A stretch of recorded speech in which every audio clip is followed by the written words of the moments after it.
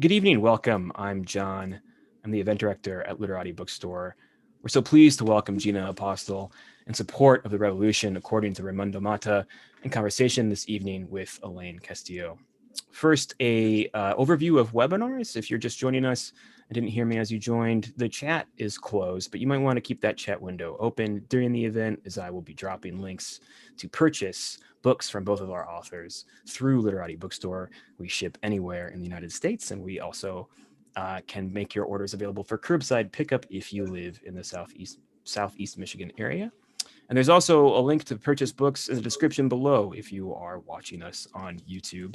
And you can submit questions for the Q&A using the Q&A feature available to you at any time. And I will read a selection of those questions at the conclusion of Gina and Elaine's conversation. As a reminder, you can shop for more books at literatibookstore.com for curbside pickup or to have shipped to your home anywhere in the United States. And in lieu of a book purchase, we'd also ask that you consider a $5 donation to sustain our virtual programming. So whether you'd like to think of that as a subscription for this week or this month or this year, you can make a donation at literatibookstore.com/donation. Otherwise, we simply thank you for your attendance this evening or this morning or this afternoon, depending on when and where in the world you may be joining us from. So without further ado, I'll introduce tonight's author and our interlocutor. Gina Apostol's third book, Gun Dealer's Daughter, won the 2013 PEN Open Book Award and was shortlisted for the William Saroyan International Prize. Her first two novels both won the Juan Laya Prize for the novel, the Philippine National Book Award. She was a writer in residence at Phillips Exeter Academy and a fellow at Civitella Ranieri in Umbria, Italy, among other fellowships. Her essays and stories have appeared in the New York Times, Los Angeles Review of Books, Foreign Policy, Gettysburg Review, Massachusetts Review, and others. She lives in New York City and Western Massachusetts and grew up in the Philippines. She teaches at Fieldston School in New York City. And Elaine Castillo was born in the San Francisco Bay Area. She's a graduate of the University of California, Berkeley, and America is Not the Heart is her first novel. They can't hear you, but they can sense it through the power of the internet. So please join me in welcoming Gina Apostol and Elaine Castillo into your living rooms. Yay! Yay! Good to see you, Elaine. It's so good to see you, Gina. I was just saying this is the first event that I've broken out bourbon for in honor of Gina. So first of all, cheers! I love you. It's so good to see you. It's so good to see you, Gina.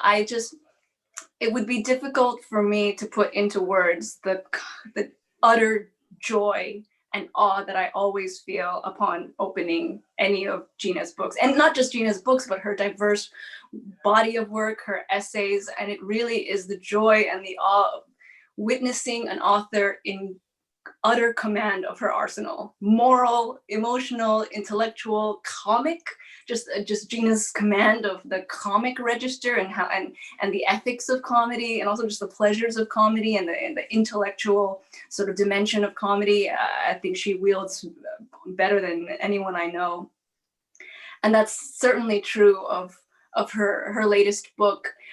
I think so much of what I love in Gina's work is also her utter respect for and belief in readers and readerliness. You're such your books all have such an incredible attention to the ethics of reading and ask of us as readers to be always at once sort of co-conspirators, challengers, debaters, friends and enemies, and excavators. You often use the word burying in a lot of your work, which we will get back to, and that is very much true of the revolution according to Raymundo Mata, or Mata, if we want to get into the sort of Filipino puns, which I'm sure we will get to at some point, which takes follows is a ostensible memoir by its titular character, Raymundo Mata, a night-blind bibliophile, and we follow him from his provincial childhood to his young adulthood in Manila as a budding revolutionary, a katipunero, which Gina will be able to talk about.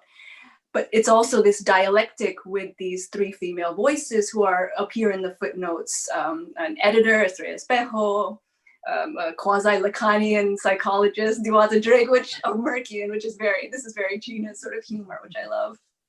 and a translator, Bima Magsalin, who will go back to how these characters also appear in your latest book, Insurrecto. It is her second book and the second of her books to win the Philippine National Book Award. So everyone in the audience do the math on what that means. It is an incredible epic, anti-epic, a body work, just incredibly multi-layered with multiplicity of forms. And it's such a wonderful inquest into the relationship between a novel and a nation. You know, you ask really amazing questions about what the Philippines is as a nation founded on basically fiction, with Jose Rizal as our national hero being not a war hero like in some other countries, their national heroes, war hero, but a fiction writer, a poet. So it's my honor to introduce Gina Apostol to the audience and to say, hello, Gina, thank you for this book. I can't wait to talk to you about it. It's my huge honor, Elaine. You talk about readership and readerliness, and to hear the multiple layers that you've seen in the novel, and to actually know, I mean, as a reader of America's Not the Heart, and as someone who's recognizing, you know, the work that you've been doing for readership as well. I just think that to have you introduce me and to bring in all of these truly, powerful ways of thinking about art, that I think is really central to this question, art and ethics and nation. Thank you so much, Elaine. I'm gonna try to not quote you at every turn, because I already have so many lines from Raymundo Mata in my head, so I'll try. But I mean, honestly, I also think the best advocate for your work is also just you're reading you. But I'm gonna start just by asking you a really practical question, which I think a lot of readers and certainly I think a lot of writers want to know, which is, of course, in the most practical sense, this book was written in 2009. It was originally published in the Philippines and won the Philippine National Book Award. What was it? I mean, I think a lot of writers can imagine writing a book once and revisiting it, you know, and that's a separate sort of question entirely. So what was the reason that you came back to revisit the book for the US audience or not? And what was that like to sort of see it over 10 years later and revisit that work? Yeah, well, that's a great question. It's something actually that I kept thinking of, you know, in the run up to the publication of this book in the United States. There was something a little bit frightening, you know, about having this old book out. But the thing is, there's something kind of there's something kind of endless about Raymundo Mata. One is the structure, which has footnotes. So the footnote structure actually makes it a kind of infinite novel. I mean, readers, if this were a digital text, readers could keep adding footnotes to this novel. And very easily, I knew how I could add footnotes to the novel. So there was very much the fun.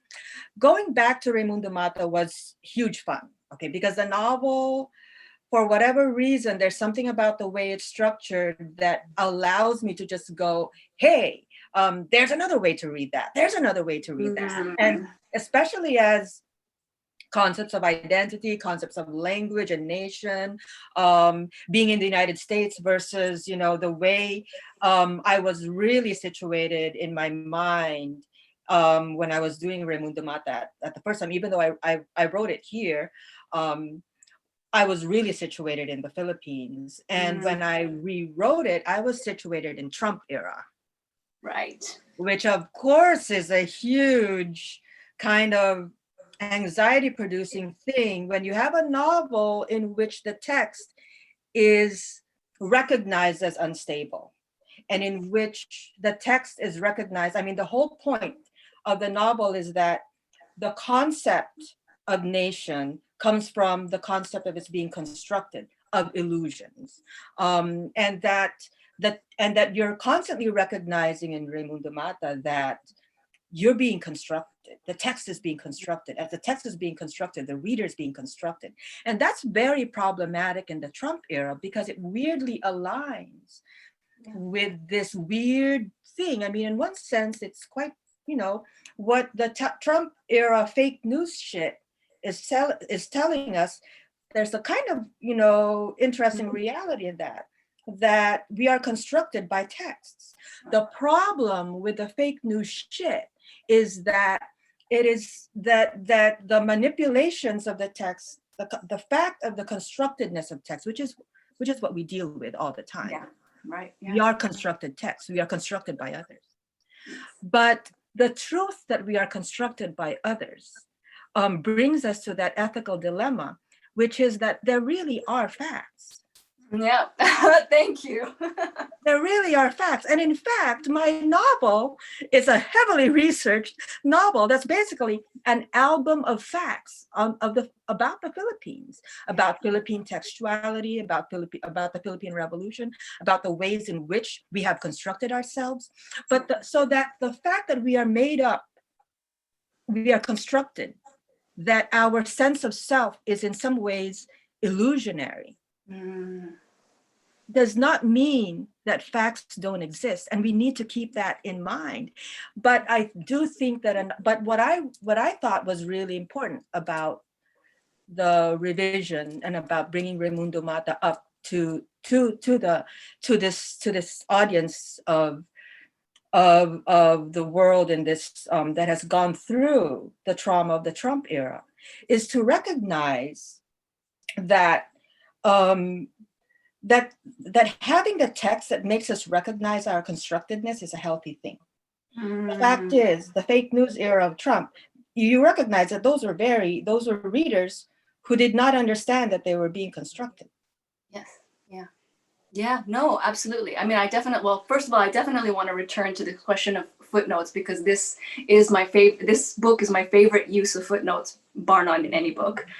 But I want to talk more about this question of mediation, intertextuality, and also falseness of that false or fictionalized artificial self. There's this gorgeous line in the book that says, though the country may arise from fiction, that makes the demons no less true. And it's talking about this argument that's mounted in the book, that the Philippines, in a particularly unique way, is a country that's founded on fiction. I mean, a country whose revolution came about because of, Jose Rizal's novel, that came about in direct relationship to a novel and a sort of novelistic idea of oneself and a nation.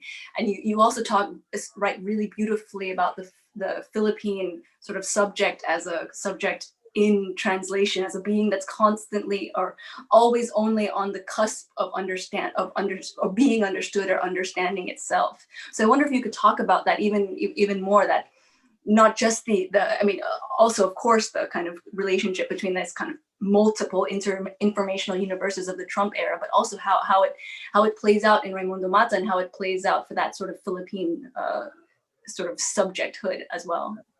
It's weird because so much of the novel is constructed out of the research that I did. And it was truly surprising to me how primal Rizal was to the concept of self of the Filipino, which I was so weird. I mean, as an artist, I was so happy to see how connected it was to that an artist created a country. I mean, it is really fabulous. It's a fabulous act of creation that the Filipinos had, to see themselves through these, through a novel, through these mediated forms, and through the aspiration, this radical aspiration that is in Rizal, and that is in the people who read him, or the people who heard about him, or just gossiped about him, or used his past,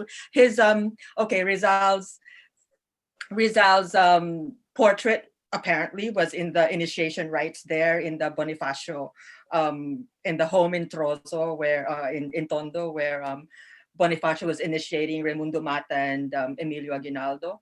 So there's the portrait, there's the code word, laong laan, which is, ever ready. That's Rizal's code word for himself. And all of these, gomburza, was one of the passwords to get into, to be initiated. So how powerful words were, how powerful wordplay was, for the revolutionaries. We have to be really proud and kind of think about what that means for Filipinos, that our concept of ourselves, that our concept of revolution is so tied in wordplay. It's so tied in language, and obviously through the novel. So, but that does bring me to this thing about like an abstraction. You can kind of abstract from that. I thought that was really kind of interesting, because I do think it's true that anyone's concept of nation, whether you're Filipino, American, German, Tunisian, etc., the concept of nation is a construct, and there's something fantastical and illusionary about it. But what we constantly strive to do, that ethics of it, is that if we could figure out, if we could kind of just recognize in this healthy way that we just need to choose the better illusion of nation, the better illusion. And the Filipinos, what the reason why I go back to the revolution is that is a beautiful illusion. It is a criable illusion of nation, because the illusion of nation that the Filipinos had, you have to understand, people in the Philippines have 150 languages. There are 7,000 islands. The archipelagic form of the Philippines does not readily speak to unity, but the feeling of mutuality that came through from this multiplicity, is a lot more powerful than e pluribus unum. Yes. Because it and so that radical illusion of mutuality, we all have these different tongues. We're all moved. We fight each other in terms of there's a lot of regionalism in Raymundo Mata, but recognizing that regionalism, by the way, for me is really a colonizer construct. Sure. But so I'm just making fun of that, but because I think there's something radical even in the way we stick to our tongues, stick to our being waray, bangalatok, all of our different ways. And yet again, that weird contradictory aspect of the Filipino, where we stick to who we are, waray, but we also see ourselves as being part of the larger group. And I think this is something important for all groups, and for even Filipinos now to think about, that having our sense of identity, whatever they are, however narrow we make them, because my identity is really focused on a teeny tiny town in Leyte called Barugo. I'm sorry, but that's who I am. But that doesn't mean that you don't have, and how beautiful it is that the Filipinos created a nation out of these 7,000 islands. And really, it seems like a Tagalog group, and surely it was definitely a Tagalog hegemonic Tagalog thing. Yeah. The Tagalog hegemony is right there. Yeah, we can talk about Tagalog hegemony. Let's go. Yeah, I do that also. But it's a beautiful illusion, and I think that mutuality, given difference, is an illusion that should be replicated and should be remembered.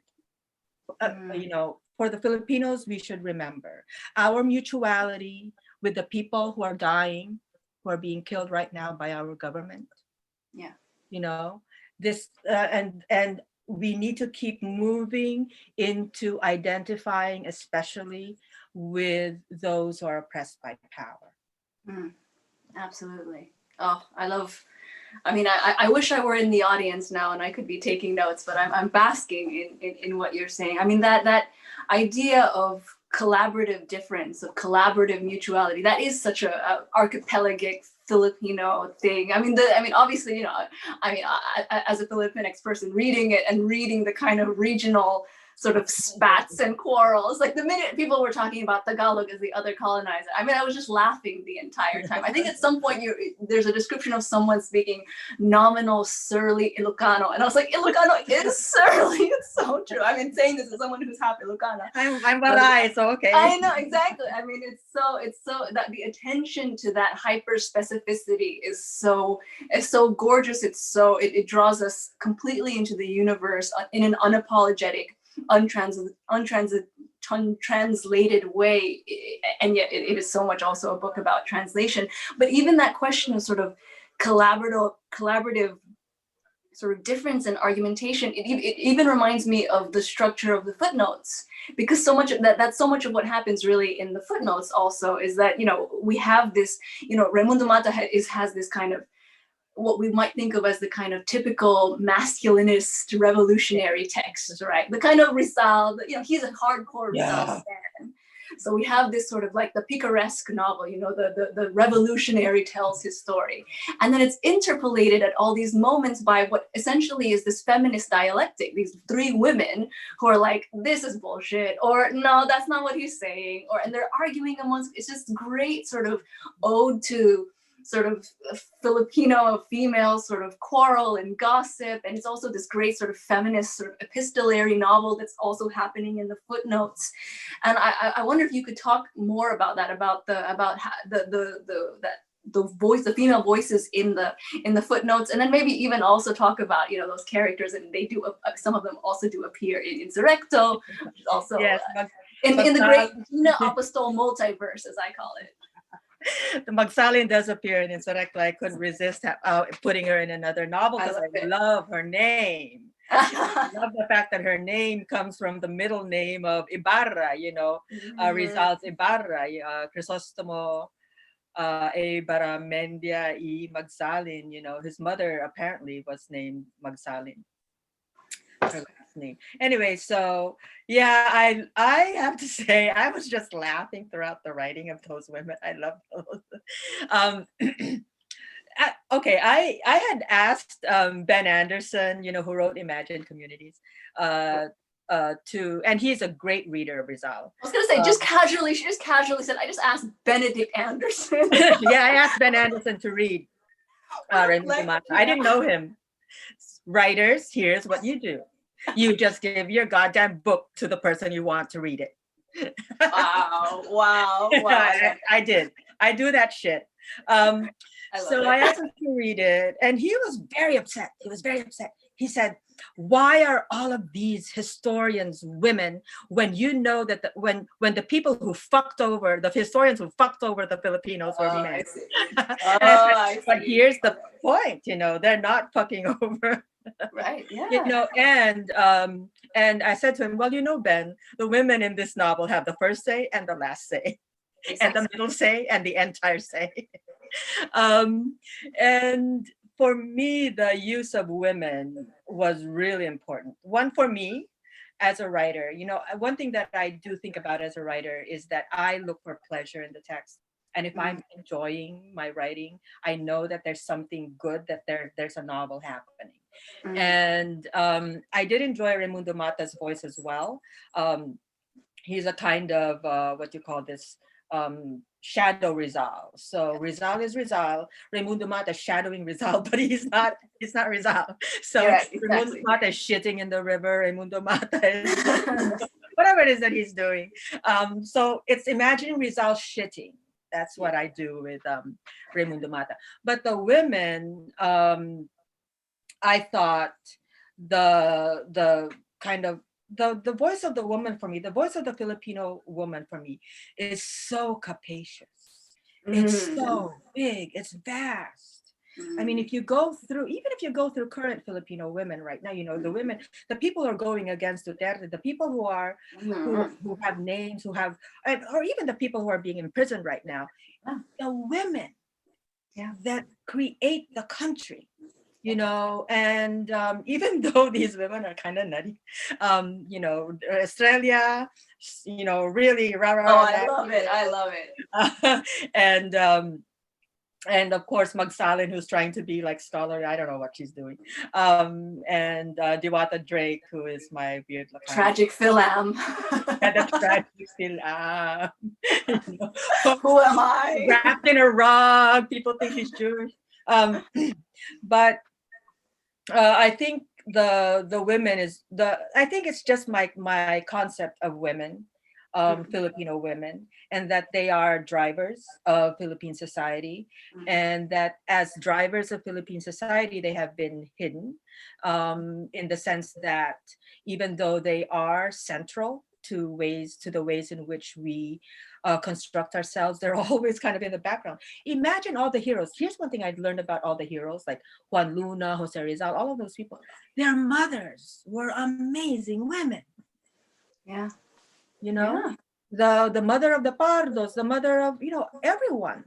Yeah. It's the mothers that created all of these men. Yeah. Yeah, absolutely. It's like Thoreau with the, I'm all on my own, except my mom's bringing me. Yeah, no, their mom is sending them the bagoong to Berlin. Hello. That allows them to live. When I was reading this book, I was like, this is as if, and sometimes I think that I sometimes think this would be a fun book to write, because Tolstoy is in the public domain. If you would publish Tolstoy's book, but in the footnotes, it's just all Sophia Tolstoy just crabbing her about. Yes, her crapping all over him. This day he was a dickhead, and he didn't write this. He copied this from me. Yeah, I have to say I couldn't resist, given my love for Rizal, and I have absolute love for Rizal. I mean, it's like a cryable love for Rizal. I cry every so often.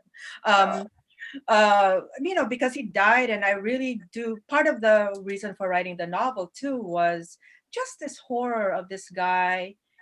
He was working on his third novel, and he was so young, and he didn't finish, and we were all deprived of what would have happened to Rizal. Who knows? He could have been bullshit, but but this kind of resurrection of Rizal. But at the same time, I couldn't resist, as a woman, as an artist as well, to just challenge.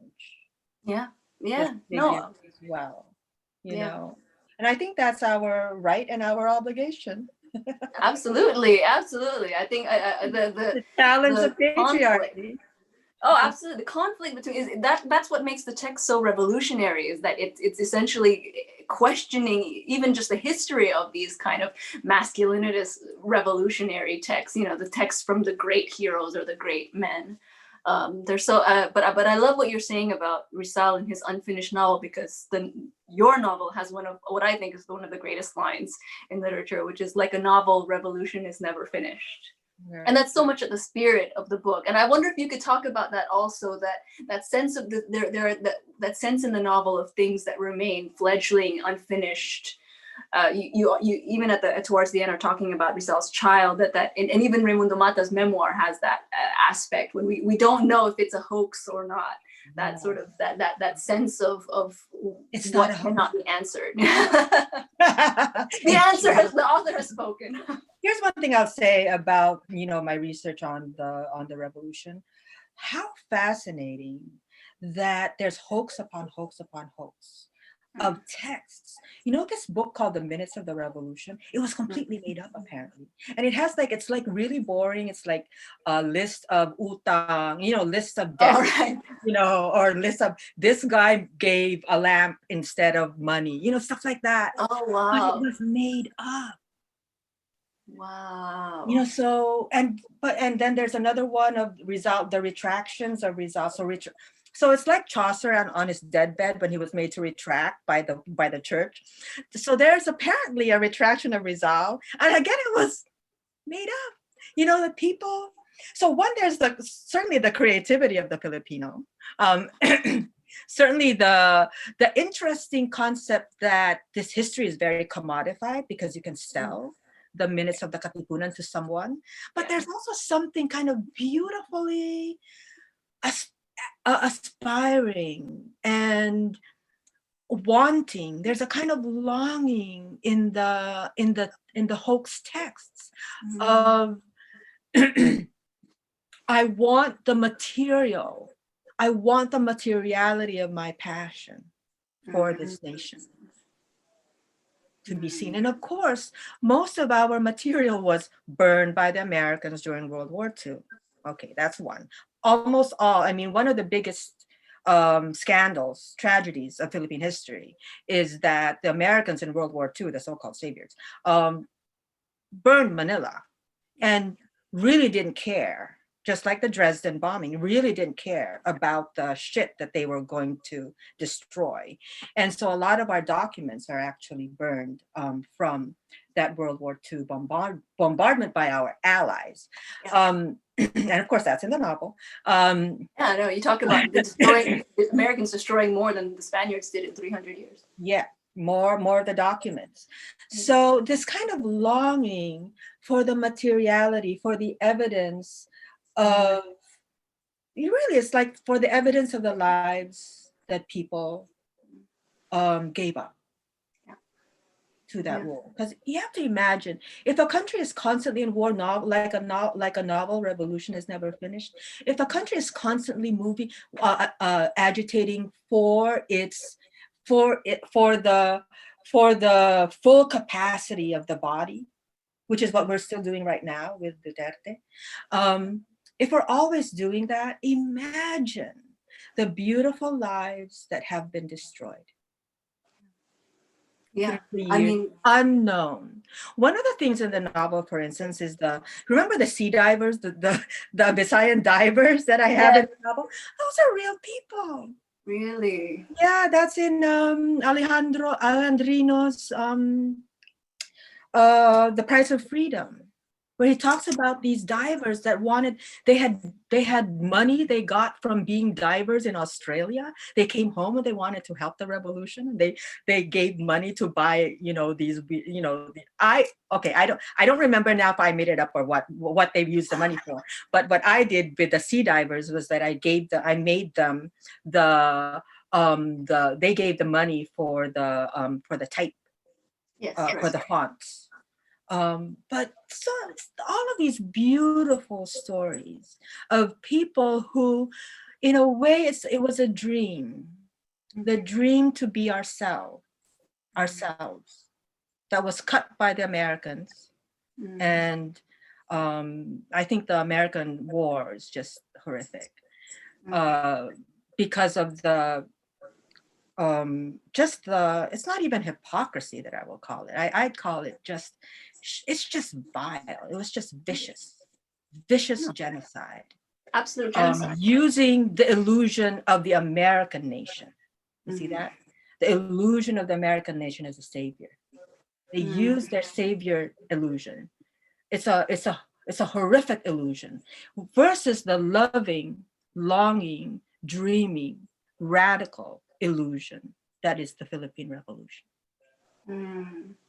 Yeah, I always say that you can't understand America unless you understand it. It's that tripart structure of native genocide in the Americas, Black subjugation through slavery, and overseas empire in places like the Philippines, Puerto Rico, Guam, and particularly it's empire building in the Philippines and consequent genocides, I think, and not enough people know about that as not just foundational to Filipino history, but foundational to American history, to American nation making, to their sense and also our sense, I'm American, of selfhood and what it meant to be an American in the ugliest sense. But I'm so drawn to what you're talking about in terms of not just the dream, but that longing and that desire to recover and uncover what's lost, because that's a through line through all of your work. Certainly, I think in one of the most beautiful lines in Insurrecto, your latest novel, is, who knows, one story told may unbury another. That concept of unburying. And then also in Raymundo Mata, there's this line that says, encryption is a way of burying.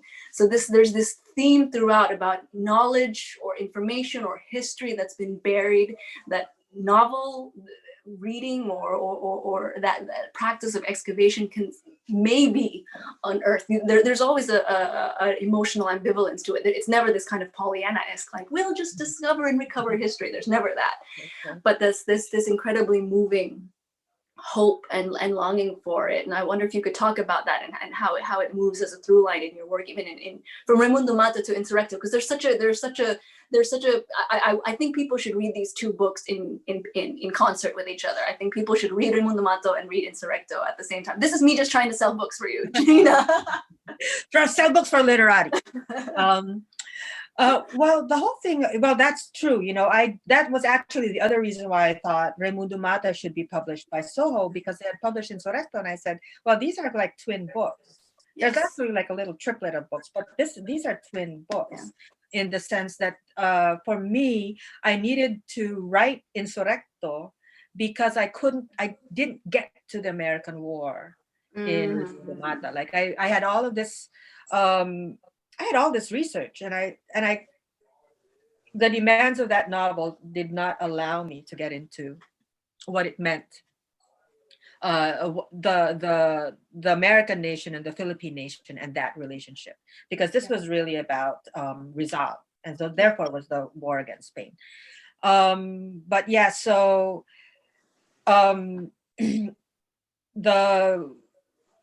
that concept of encryption. Now, encryption, of course, for a writer is a really interesting word because there's the encryption that is creating something, the creating of the text, and then the word crypt is in there.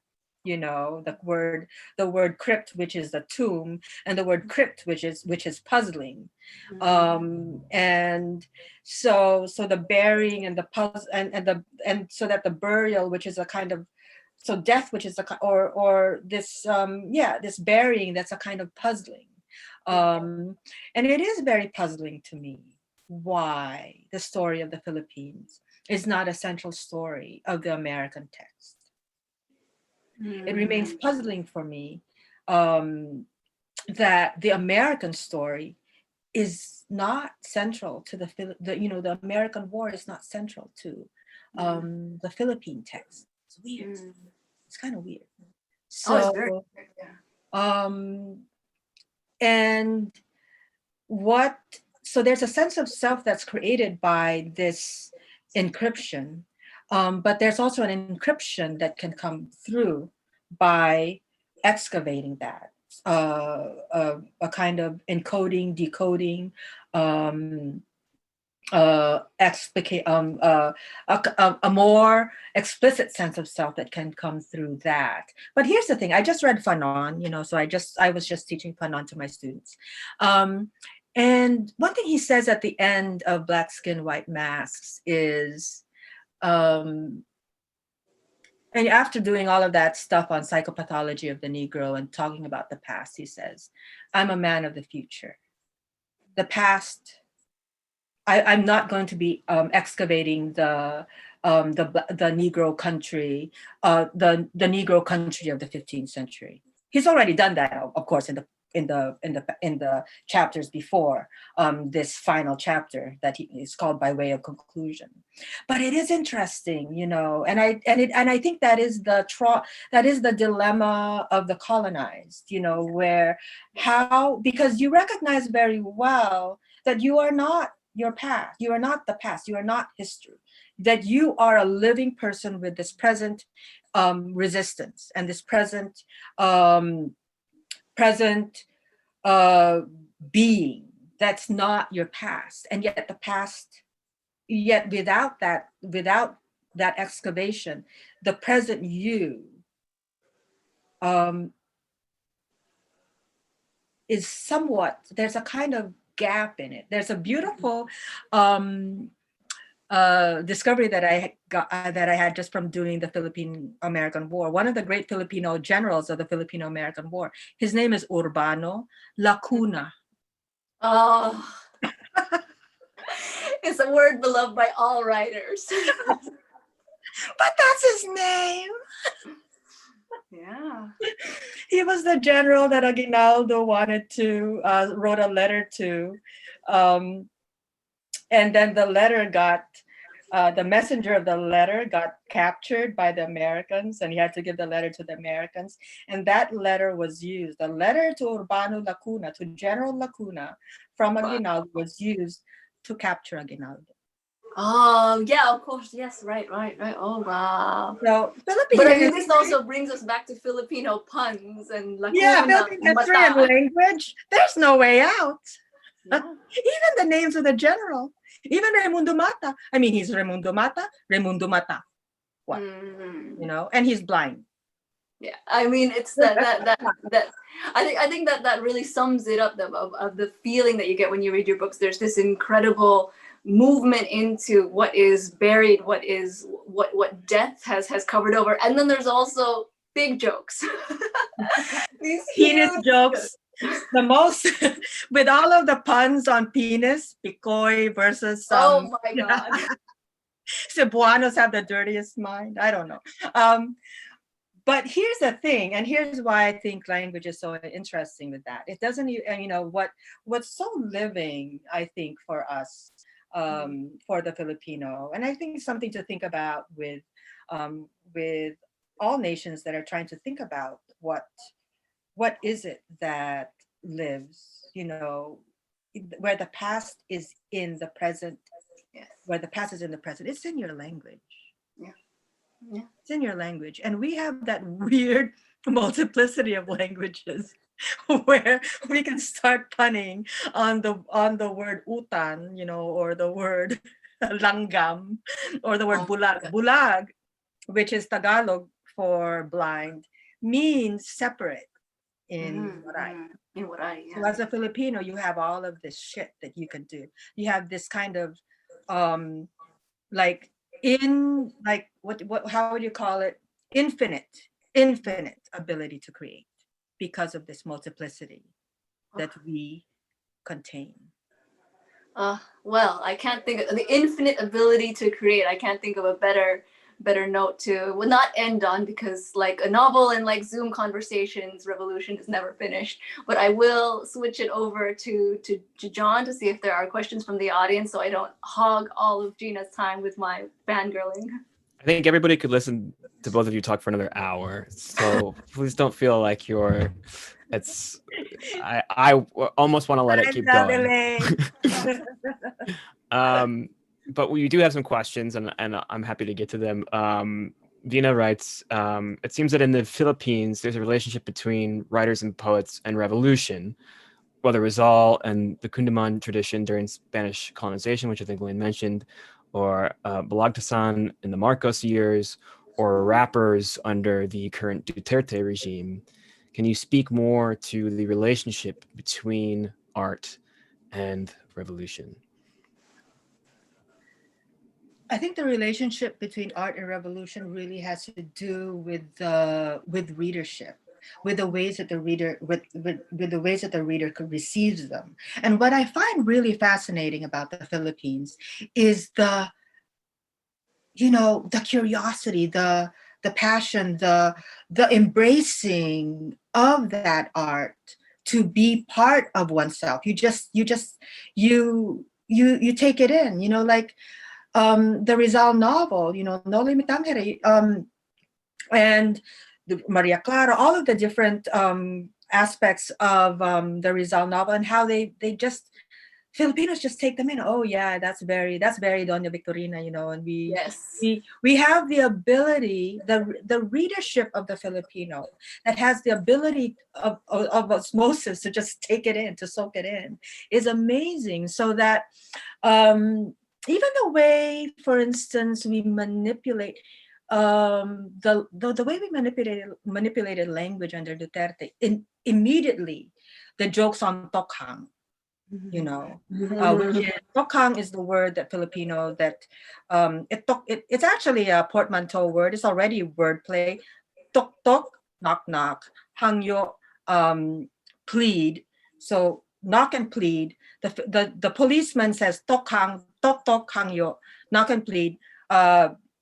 Is there a drug person here? Is there a druggie here? And then they go and shoot the guy. So tokhang it's actually the term for extrajudicial killing, but it's wordplay. And then you go and have like a restaurant on their menu with the menu of tortured talong, na tokhang, na itlog, okay, what do those mean? Tortured talong is tortured eggplant. So that's a torta, that's an omelette. And then natokang. I'm sorry, but it's a Filipino thing. Those are weird forms of art. And notice the connection. It's a form of art that is also an aspect of survival. Absolutely. The ways that you deal with the horror, you create something, you mediate it, you put it in this place on the menu, but your trauma has been transferred into the menu. Na tokhang na itlog, the egg that got tokhang. And that got EJK'd. But I mean, that's a literal menu in Cavite. And so art, survival, and readership, they all go together. There's a question, I think, kind of on that theme. Marlon James Sales, a Tagalog from the U of M's Departments of Comparative Literature, just up the road, writes in, "Hi, Gina, what an excellent presentation. You've raised so many interesting points, but the thing that struck me the most was your interrogation of translation, particularly with regard to its relevance in a multilingual and post-colonial nation such as ours.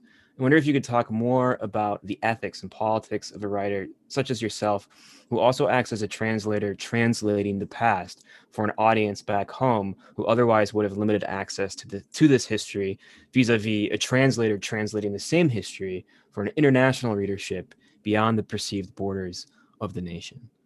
Well, I think one thing we have to understand there is just the kind of condition of, let's say, the Filipino student in the Philippines, who, let's say, just in terms of the reading of Rizal. Rizal wrote in Spanish. There was the English law. There was the Rizal law that required everyone to read Rizal. But the Rizal law did not require the reading of Rizal in Spanish. So Filipinos read Rizal, their primal text, in English, because they were a colonized country by America.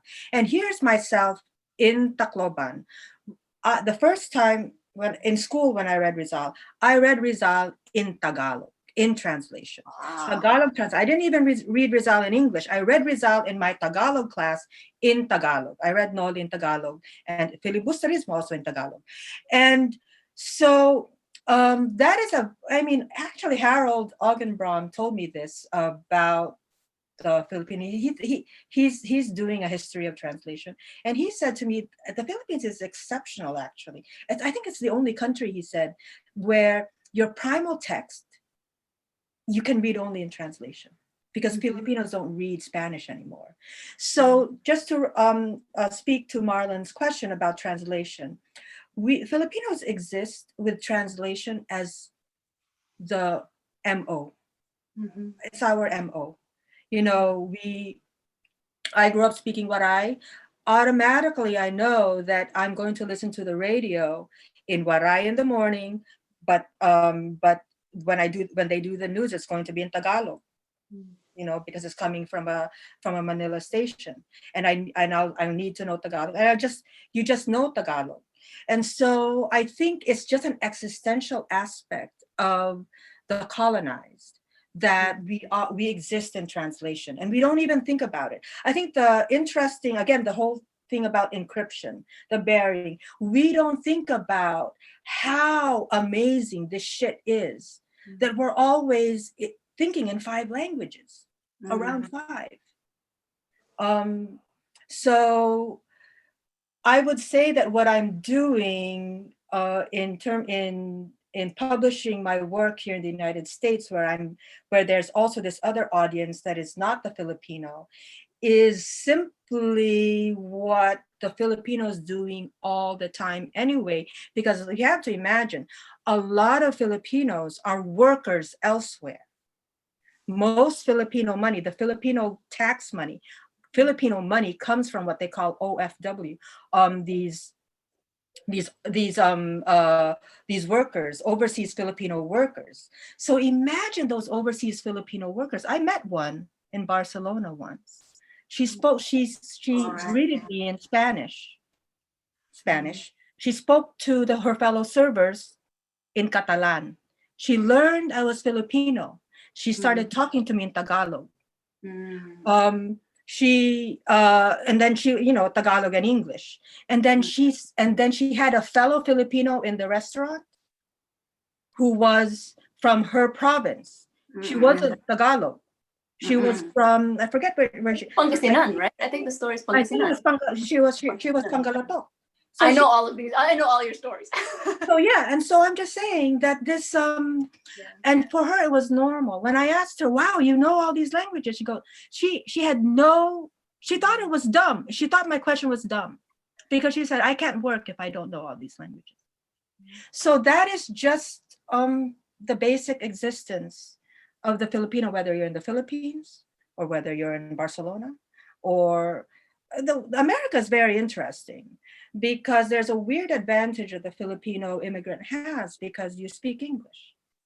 And there's also a weird split and weird trauma that you have because you arrive thinking you know the country, and the country is a bullshit country that is not the country you thought it was. I think we have time for one more question. And to everyone who wrote questions, and thank you so much. I'm sorry we don't have time for all of them. Laurel writes in, Elaine and Gina, thank you for being our guides to history and the heart. I'm wondering if you can both talk about what's sustaining you through the current awful era, be they comforts literary or otherwise. Well, I'm here. This is the longest time I've been with my partner, Ken. And it's just been great that and it's really Ken is an amazing cook, and Ken is just he's with me all the time, so that's really been an amazing thing to just be here because I usually live in New York and Ken lives here in Western Massachusetts, so that's been great. I also write like crazy, so I've been working on a novel, and to me and I actually finished a novel, which is really annoying. Yeah, I finished the William McKinley novel, and writing for me is really that lifeline also. Yeah, I think for me, same, I loving spending time with my partner. I adopted a dog 3 months ago who is the love of I can't say the love of my life. My partner is obviously the love of my life, but my dog is a great love of my life. I've completely fallen head over heels for her. But yeah, writing, I think writing in some way is pulling me through. I'm trying in some way to not be the grumpiest person in the room all the time, because I feel like everyone around me, especially right now, really wants to feel that feeling of optimism and unity, and I'm just the angry person in the back being like, there's no unity without justice. No unity. So this is why, Gina, we miss each other, because we're the same grumpy person in the room, and then everyone else is like, no, let's pull together. And I don't want to be the KJ, I don't want to be the killjoy, but I also sometimes have to have compassion for myself for not having as much compassion or optimism as maybe people would like. But yeah, dogs. But I'm wearing Kamala's pearls. So. Oh, that's right. Well, we've reached the top of the hour, but Gina Apostol, Elaine Castillo, thank you so much for being at Home with Literati with us this evening. It's such a treat to have you both. It's such a tremendous conversation. We're so lucky to be able to host it. And as I mentioned to you before we went live, greatly hope to have you both in Ann Arbor and in the bookstore when it's safe to do so and when travel accommodations allow. But until that time, we hope you continue to be safe and stay well. And to all of our attendees, thank you for joining us as well. We also hope you stay safe and also stay well, but we'll see you at the next event. So good night, everybody. Have a great weekend. Thank you so much, John. Thank you so much. Thank you so much, Literati Bookstore. Thanks, guys. Take care. Bye now.